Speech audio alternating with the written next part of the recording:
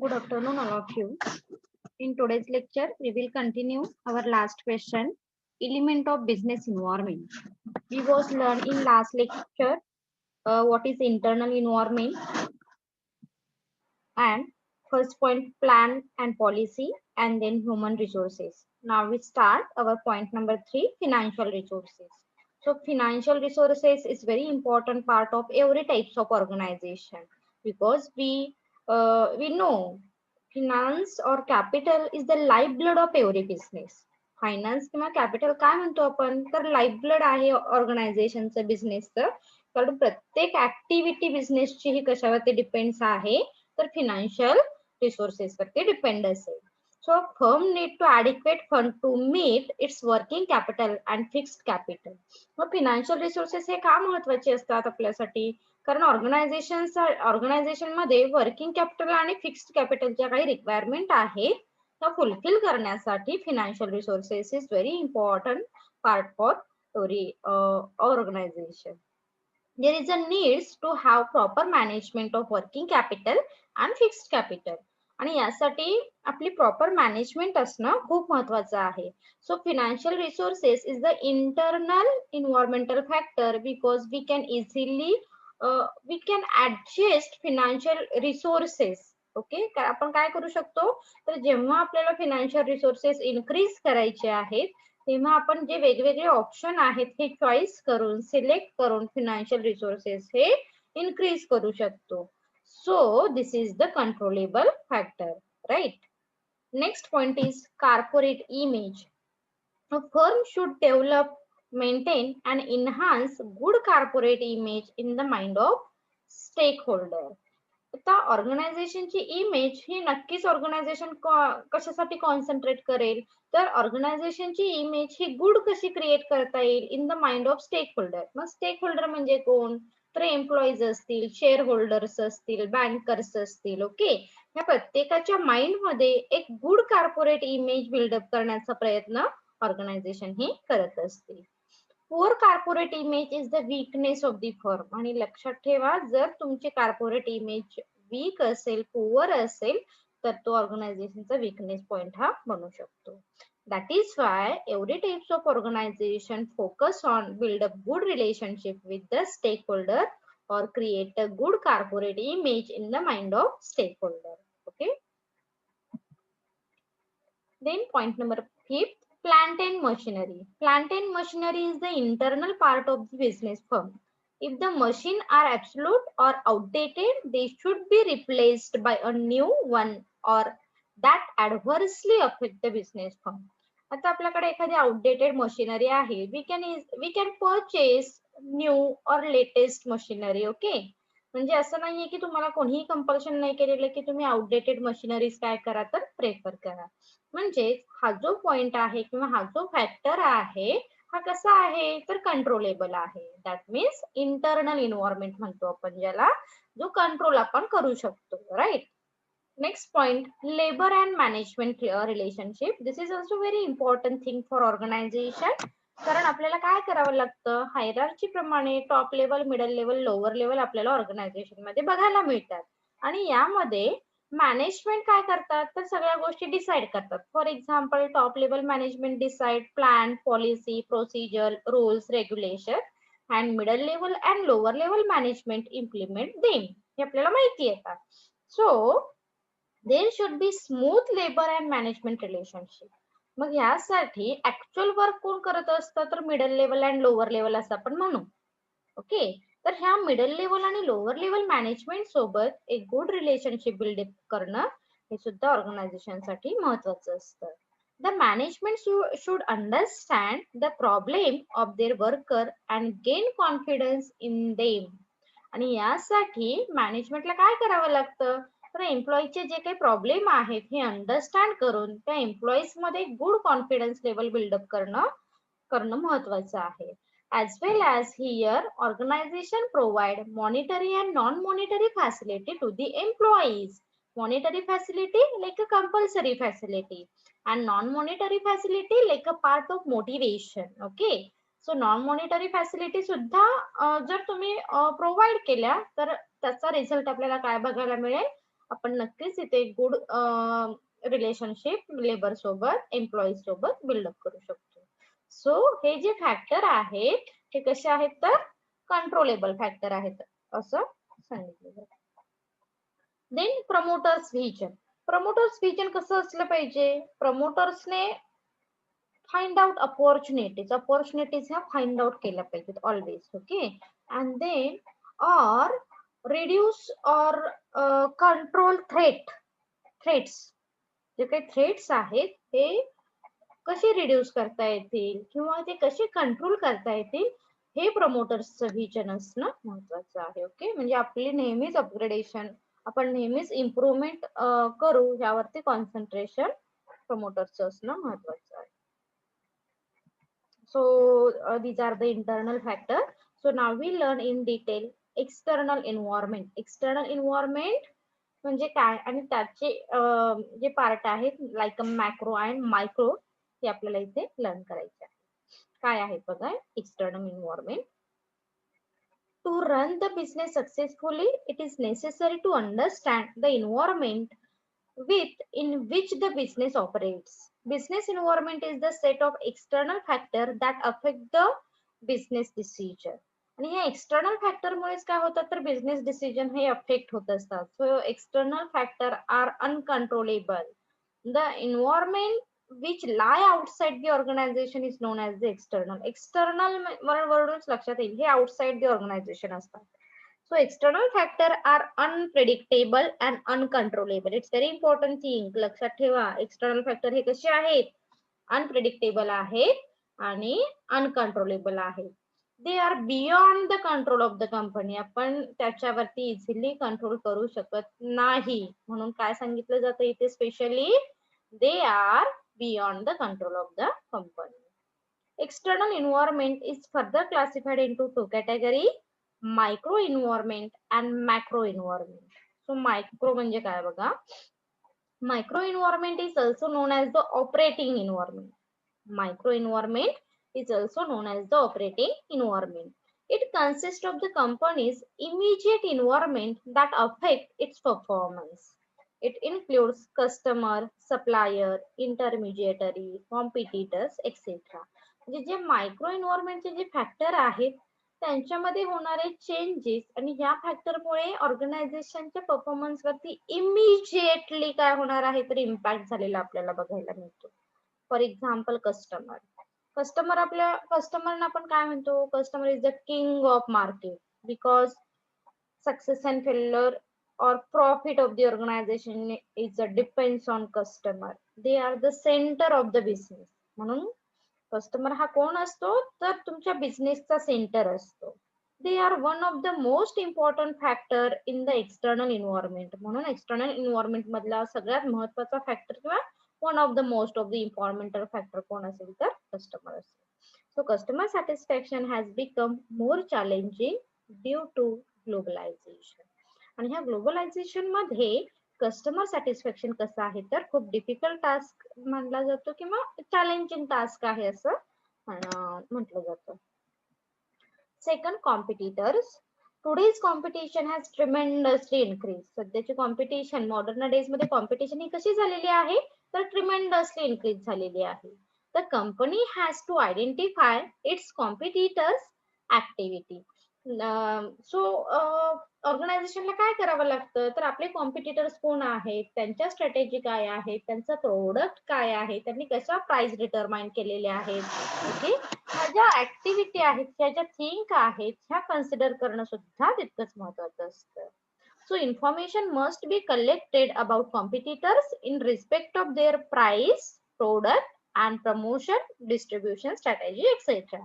म्हणजे जे 4 P's related information आहे ही आपण काय करतो कॉम्पिटिटर्सची कलेक्ट करतो. Because world is becoming a global market. आता वर्ल्ड काय झालेलं आहे ते ग्लोबल मार्केट झालेलं आहे आणि ह्या ग्लोबल मार्केटमध्ये जर आपल्याला सर्व्हाइव्ह करायचं असेल, आपली ग्रोथ करायची असेल तर तुम्हाला कॉम्पिटिटरना इग्नोर करून चालेल का? नक्कीच नाहीये. तर कॉम्पिटिटरच्या स्ट्रॅटेजी काय आहे त्या विचारात घेऊन we should prepare our plan, policy and our strategy, right? Next point supplier. Supplier म्हणजे कोण हो? तर जे आपल्याला रॉ मटेरियल प्रोव्हाइड करतात ते कोण आहेत तर सप्लायर आहे. So supplier supply raw material, machine, equipment and other supply. म्हणजे सप्लायर जे आपल्या रिक्वायरमेंट आहेत ज्याच्याकडून आपण परचेस करतो, this is called the supplier. The company has to keep a watch over price and quality of material and machine supplied. It also has to maintain good relation with the supplier. आणि supplier आपण कोणत्या सप्लायरना preference देऊ? ज्या supplier कडून आपल्याला quality material मिळेल अशा supplier सोबत एक गुड रिलेशनशिप बिल्डअप करणं सुद्धा महत्वाचं आहे. Society. Society affect company's decision. The expectation of the society from the business is increased. Therefore, the business firm maintain public relation department to handle complaint, grievance and suggestion from the general public. तर society हा सुद्धा ऑर्गनायझेशनचा खूप महत्वाचा part आहे असं म्हणतो आपण. कारण फक्त प्रॉफिट मिळवणे हे ऑब्जेक्टिव्ह असतं का कंपनीचं किंवा एखाद्या बिझनेसचं? नक्कीच नाही. तर आपण काय म्हणतो? Profit maximisation, customer satisfaction and social welfare. So ह्याच्या ऍक्टिव्हिटी मध्ये आपण सोसायटीला इम्पॉर्टन्स देणं तितकंच महत्वाचं आहे. सो बऱ्याच ऑर्गनायझेशन मध्ये कस्टमर कंप्लेंट डिपार्टमेंट हे सेपरेट असतं. That means public relation department. So हे पब्लिक रिलेशन डिपार्टमेंट काय करतं मग? To handle customer complaint. एखादा ग्रेव्हन्स असेल किंवा काही एखादे सजेशन आले सोसायटीकडून तर ते काय करतात इथे कंप्लीट करण्याचा प्रयत्न केला जातो त्या डिपार्टमेंटच्या under. Next marketing intermediary. Marketing intermediary includes agent and broker who help the business firm to find the customer. They help the firm to promote and distribute the goods to the final consumer. आणि ह्या marketing इंटरमिजिएटरी सोबत सुद्धा तुम्हाला good relationship buildup करायचं आहे. कारण हेच इंटरमिजिएटरी काय करतात तर कंपनीचे जे प्रोडक्ट आहे हे कस्टमर पर्यंत रीच करतात. ओके. आता याच्या पुढचा पार्ट आहे मॅक्रो इन्व्हायरमेंट. मॅक्रो इन्व्हायरमेंट म्हणजे काय तर जे लार्जली म्हणतो आपण ह्यूज इम्पॅक्ट करतात ऑर्गनायझेशन वरती असे जे फॅक्टर आहेत ते असणार आहेत macro factor.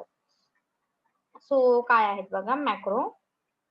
The macro environment consists of the large societal factor that affect the working of the firm. Macro environment is also known as the general environment. आता हे ऑब्जेक्टिव्ह साठी थोडंसं लक्षात ठेवा. जनरल एन्व्हायरमेंट मॅक्रोला म्हटलेलं आहे आणि मायक्रोला काय म्हटलेलं आहे? Operating environment. The micro factor are generally uncontrollable. Okay. यावरती आपण नाही कंट्रोल करू शकत. जे मायक्रो आहे त्यावरती आपण थोड्याफार प्रमाणात तरी कंट्रोल करू शकतो पण मॅक्रो वरती आपण कंट्रोल करू शकत नाही. सो यामध्ये कोणते पॉइंट आहेत बघा. फर्स्ट आहे डेमोग्राफिकल. demographic environment. Demographic environment related to the human population with reference to size, education, sex ratio, age, occupation, income, status, etc. Business deals with people, so they have to study in detail the various component of demographic environment. म्हणजे organisation एकाच टाईपचं product कधी घेतं का हो? नक्कीच नाहीये. तर ह्या first of all here organization should consider demographical factor like age, like gender, like income, like status, occupation. हे फॅक्टर कन्सिडर करून तुम्हाला काय करावं लागतं तर प्रोडक्शन हे घ्यावं लागतं. Okay. So demographic environment. Economic environment. Economic environment consists of economic factor that influence the functioning of the business unit.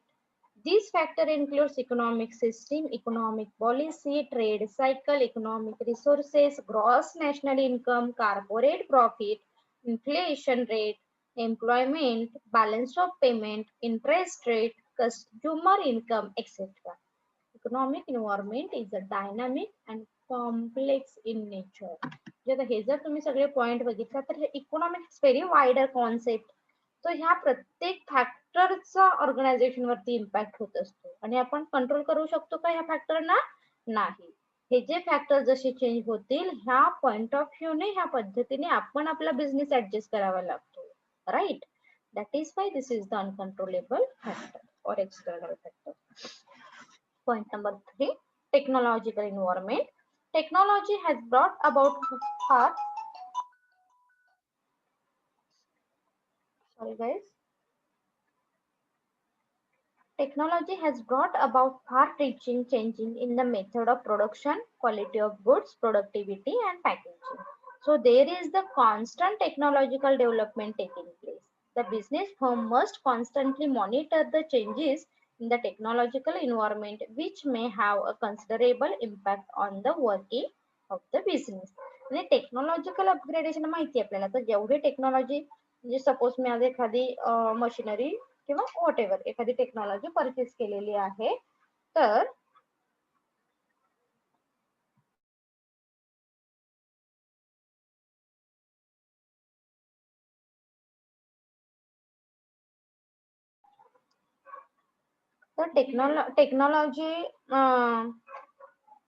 टेक्नॉलॉजीला consider करून आपल्या ऑर्गनायझेशन ऍडजस्ट करणं महत्वाचं आहे, right. Next point, cultural environment.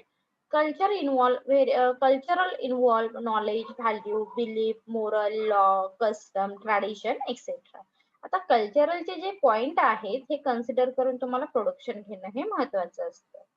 Culture pass from one generation to another through the institutional like family, school and college. म्हणजे माहिती आपल्याला culture हे काय होतं तर एका जनरेशन कडून दुसऱ्या जनरेशन कडे पास होतं. Business is the integral part of the social system. Society is the largely influenced by the culture and the turn culture influence the business firm. आणि कल्चरचा इम्पॅक्ट काय होतो तर बिझनेस फर्म वरती बघायला मिळतो. Then political environment. Political environment is the country influence the legislation and government rules and regulation under which a firm operates. Political environment means influence exerted by legislature and executive. Legislature म्हणजे काय तर जी law making body आहे, okay, असणार आहे legislature. So this includes parliament, legislative assembly, etc. They are the law making body that frame rules and regulation. म्हणजे जे काही गव्हर्नमेंटने रूल्स रेग्युलेशन प्रिपेअर केलेले आहे हे प्रत्येक ऑर्गनायझेशनला फॉलो करणं बंधनकारक असतं. Executive, this includes government bureaucracy who implement the decision. Okay. Natural environment.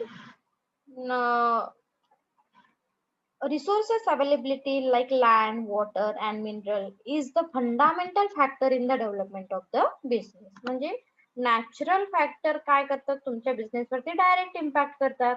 It includes natural resources, whether climate condition, port facility, topographical factor, okay, such as soil, sea, river, rainfall, etc. Every business unit must look for these factors before choosing the location of their business. आणि आपल्याला आपला business start करायच्या आधी जे environmental factor आहेत हे consider करणं महत्वाचं असतं, okay. Legal environment. The state set the formal rules, law and regulation for the country's operational system. It creates a framework of the rules and regulation within which the business has to operate. The business should have complete knowledge of law and policies to run the business effectively. आणि ह्या legal environment पासून आपण legal एन्व्हायरमेंटला आपण avoid नाही करू शकत, कारण ह्यामधले जे रूल्स रेग्युलेशन आहेत हे फॉलो करणं प्रत्येक बिझनेसला कंपल्सरी असतं. So our next question is inter relationship between business and environment. So both the environment and business are interrelated and interdependent on each other for its survival and growth. Both cannot exist without each other. म्हणजे business हा environment शिवाय exist होऊ शकत नाही आणि environment हा business शिवाय exist नाही होऊ शकत. The interrelationship between business and environment can be explained as an under. First म्हणजे जे आपण आता मॅक्रोचे जे फॅक्टर बघितलेले आहेत तेच आहेत, फक्त याचं रिलेशनशिप आपल्याला ह्या क्वेश्चन मध्ये लर्न करायचं आहे. Business and demographic environment. So demographic is the study of human population with reference to their age, gender, status, occupation, income, education, etc. जसं आता आपण आधी सांगितलेलं आहे. The demographic environment different from country to country and different from region to region. So here manufacturer should first of all consider the demographic factor and then produce the product. Okay. ते demographic factor तुमचे काय आहेत, country to country आपण काय करणार किंवा region to region आपण consider करणार, स्टडी करणार आणि मग आपण काय करणार आहोत तर आपला बिझनेस किंवा आपलं प्रोडक्ट हे प्रोड्यूस करणार आहोत. Business and natural environment. जसं सांगितलं की नॅचरल एन्व्हायरमेंट काय करतो तुमच्या बिझनेसवरती डायरेक्ट इम्पॅक्ट करणार आहे. बिझनेस स्टार्ट होण्याच्या आधीपासून तुम्हाला काय करावं लागतं, नॅचरल एन्व्हायरमेंटचा स्टडी करणं महत्वाचं आहे. So both natural environment and business are closely related how influence over each other. Natural environment is also termed as the physical environment. Business depends on the natural nature for supply of resources like raw material, water, etc. Available of the natural resources is the fundamental factor in the development of the industry. म्हणजे कोणत्याही इंडस्ट्रीला develop होण्यासाठी सगळ्यात महत्वाचा factor कोणता असतो तर तो असणार आहे नॅचरल रिसोर्सेस और नॅचरल एन्व्हायरमेंट. आता इथे फॉर एक्झाम्पल दिलेले आहेत sugar cane industry in Maharashtra, कारण तिथे काय आहे त्याचं प्रॉपर ऍटमॉस्फिअर आहे किंवा जे काही नॅचरल रिसोर्सेस त्यासाठी लागणारे आहेत ते प्रॉपर शुगर केन साठी जे असणार आहे ते महाराष्ट्रामध्ये आहे. कोल माइन साठी काय आहे तर बिहार, दिस इज द प्रॉपर काय आहे प्लेस आहे किंवा आपण काय म्हणू शकतो की तिथले ऍटमॉस्फिअर तिथलं नॅचरल एन्व्हायरमेंट हे परफेक्ट असणार आहे त्या पर्टिक्युलर प्रोडक्ट साठी किंवा त्या particular इंडस्ट्रीसाठी. Then business and social and cultural environment. The social and cultural environment affect the business decision. In order to survive and grow, a business organization must satisfy the various social group with whom they have to deal. For example, fair dividend to the shareholders. म्हणजे आपण जसं सांगितलं की बिझनेसला stake holder सोबत एक good relationship buildup करायचं असतं. म्हणजे आता फेअर डिव्हिडंड कोणाला द्यावा लागणार आहे, शेअर होल्डरना. क्वालिटी गुड्स कोणाला द्यावे लागणार आहे तर कस्टमरना. Okay. Monetary non monetary facility कोणासाठी द्याव्या लागणार आहे तर एम्प्लॉईजना. सो हे रिलेशनशिप बिल्डअप करणं सुद्धा ऑर्गनायझेशनचं वर्क काम असेल. So along with the expectation of the social group, business organization must have considered the cultural privilege in the country. Like cultural refers to the value, attitude, belief, moral, custom and tradition. So त्यासाठी business and environment हे closely related आहेत असं म्हटलं जातं. Then business and technological environment. The dynamic technology environment impact business activity in a big way. Technology refers to the set of process in an organization. It includes not only the knowledge and method of the entrepreneur expert that enhance the competitiveness of the nation. म्हणजे तुमच्याकडे जितकी technology जास्त आहे we can easily face any types of competition, right? So technological can greatly influence the business decision. म्हणून आपण काय म्हणतो technology business वरती greatly influence करू शकतो. Business and economic environment. Business function is influenced by the economic system, economic policy, economic condition, etc. म्हणजे तुम्हाला प्रत्येक इकॉनॉमिकच्या कंडिशन काय कराव्या लागणार आहेत तर फॉलो करावे लागणार आहेत. For example, if the country is the capitalistic one like USA, business organization enjoy the freedom. आता इथे USA चे एक्झाम्पल दिलेलं आहे. USA ची इकॉनॉमी कशी आहे तर कॅपिटलिस्टिक आहे. That is why they can enjoy freedom for a production. Okay. For a preparing internal policy. Then second example दिलेलं आहे, provide the memorandum of company in socialist economy. The state decide what produce should be produced and where it should be market. आता socialist economy मध्ये काय केलं जातं तर government decide करेल की state decide what product should be produce. तुम्हाला काय प्रोड्यूस करायचं आहे आणि कोणत्या मार्केटमध्ये सेल करायचं आहे. आपली इकॉनॉमी कोणती आहे तर मिक्स आहे, म्हणजे सोशल आणि कॅपिटल. त्यामुळे इथे गव्हर्नमेंट आणि कंपनीचे दोन्ही काय करतात तर डिसाइड करतात. Next, business and political environment.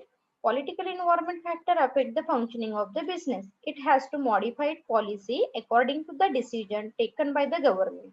Moreover, these changes can have a lasting impact. आणि गव्हर्नमेंटचे काय होणार आहेत, पॉलिटिकल एन्व्हायरमेंटचे डिसिजन सुद्धा तुमच्या बिझनेस वरती इम्पॅक्ट करतात. फॉर एक्झाम्पल आता सांगितलेलं आहे छान, लिबरलायझेशन पॉलिसीमुळे काय झालं होतं सांगा बरं.